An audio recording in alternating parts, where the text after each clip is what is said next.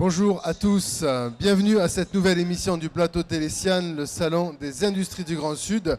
Je suis avec Bertrand Marouzet, le responsable commercial de la société Esserra Sud-Ouest. Bertrand, bonjour. Bonjour Martin. Esserra, c'est un groupe d'entreprises dont le but est de proposer des solutions de gestion pour les entreprises industrielles. Vous êtes à Toulouse, c'est la société Esserra Sud-Ouest qui rayonne à la fois sur Occitanie et sur Nouvelle-Aquitaine. Vous comptez 25 salariés pour un chiffre d'affaires de 3 millions d'euros. On va parler avec vous de la performance de l'usine 4.0. Alors, cette performance, elle ne dépend pas que de l'outil technologique de l'usine. Exactement, c'est ça notre positionnement, c'est d'essayer d'optimiser les processus de gestion des entreprises industrielles au-delà des simples outils techniques, de tout ce que permet l'évolution technologique en termes d'impression 3D, de fabrication additive. Nous, notre vision, c'est aussi d'améliorer le fonctionnement global de l'entreprise avec des solutions de gestion intégrées qui vont permettre d'optimiser la capacité et ces nouveaux outils. Alors, quand on parle de fonctionnement global, on parle de quoi? La gestion, la comptabilité? Ça commence par les ventes, les devis, les achats, les stocks, bien sûr, et bien sûr tout le process de fabrication, puisque certes, on va avoir affaire à des robots, mais pas seulement. Il va y avoir aussi tous les aspects logistiques, livraison des clients. Et au final, bien évidemment, on alimente la finance et la comptabilité. Très bien. Alors, pour les entreprises, quelles sont les contraintes dans un univers de plus en plus connecté, de plus en plus complexe? Quelles sont les contraintes auxquelles elles doivent être confrontées et sur lesquelles elles doivent tenir compte? Alors, je vais dire, il y a les aspects classiques de maîtrise, de délai, de répondre à la demande de ses clients. Donc, les clients, les donneurs d'ordre demandent des choses, des produits de plus en plus exotiques, dans des délais de plus en plus courts, mais aussi de moins en moins chers. Et tout ça amène un ensemble de contraintes sur les processus de gestion, de maîtrise des offres, des devis qu'on fait, mais aussi de la fabrication et du délai de fabrication, du délai de livraison et bien entendu de la qualité qu'on va servir à ses clients.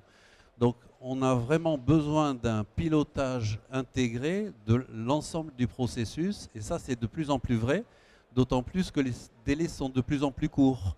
Donc il faut maîtriser au plus près pour être sûr qu'on n'est pas en train de déraper et qu'on ne va pas pouvoir livrer son client dans les délais ou dans les coûts annoncés. Donc il faut des tableaux de bord, des outils diagnostiques, des choses qui permettent de piloter en temps réel. Voilà, et aussi l'acquisition de l'ensemble des étapes du processus le plus en temps réel possible, bien évidemment. D'accord. Demain, alors peut-être d'abord comment on optimise ces ressources-là aujourd'hui? Alors, il y a un ensemble d'outils de gestion, pour le coup, qui le permettent. Il y a les ERP qui ont évolué, donc qui aujourd'hui sont ouverts à l'Internet, qui vont pouvoir être connectés aux différents outils productifs, et donc typiquement aux robots, aux machines, etc. On a aussi des outils complémentaires qui vont permettre d'associer tout ce qui est documentaire, c'est-à-dire les plans qui ont servi à faire, à élaborer les produits, mais aussi les programmes qui vont permettre de piloter les robots. Tout ça, on va le stocker dans des structures d'archivage qui vont être très très proches de l'outil de gestion, ce qui va permettre une réactivité des opérateurs, puisque toutes les informations sont stockées au même endroit. Donc on peut les consulter facilement et on peut interagir sur le système très facilement. D'accord, donc la bonne connexion des données entre elles, ça va permettre d'avoir un écosystème performant. C'est fondamental. Et le RP permet de stocker justement dans un référentiel global, entreprise, l'ensemble de ces données. Donc on sait que les informations sont à un endroit, qu'elles sont justes, qu'elles sont fiables, et donc ça simplifie sensiblement la gestion. Très bien. Demain, l'entrepreneur devra faire attention à quoi pour rester performant?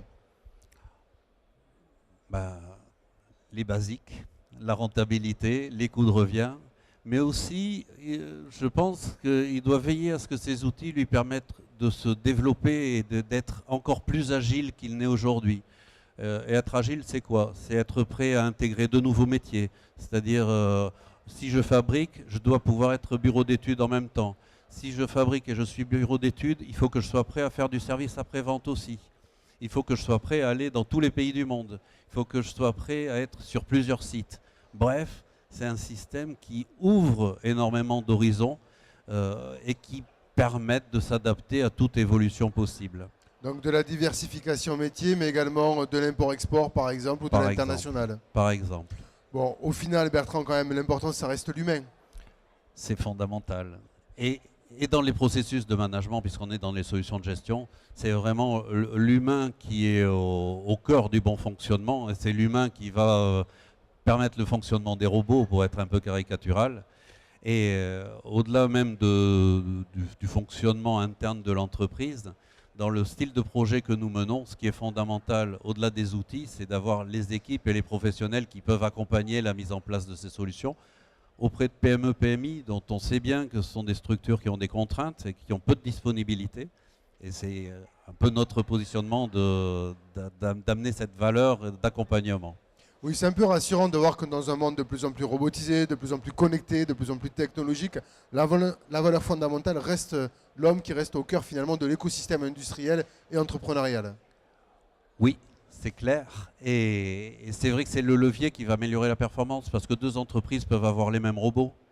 Si elles ont les mêmes robots, à terme, elles n'ont pas de distinction, elles n'ont pas de valeur ajoutée. La valeur ajoutée, c'est bien les équipes qui vont faire fonctionner ces outils. Très bien, eh bien, on va rester sur cette belle conclusion. Bertrand Marouzet, merci encore pour ces explications. Mais c'est moi qui vous remercie. Au revoir. Au revoir.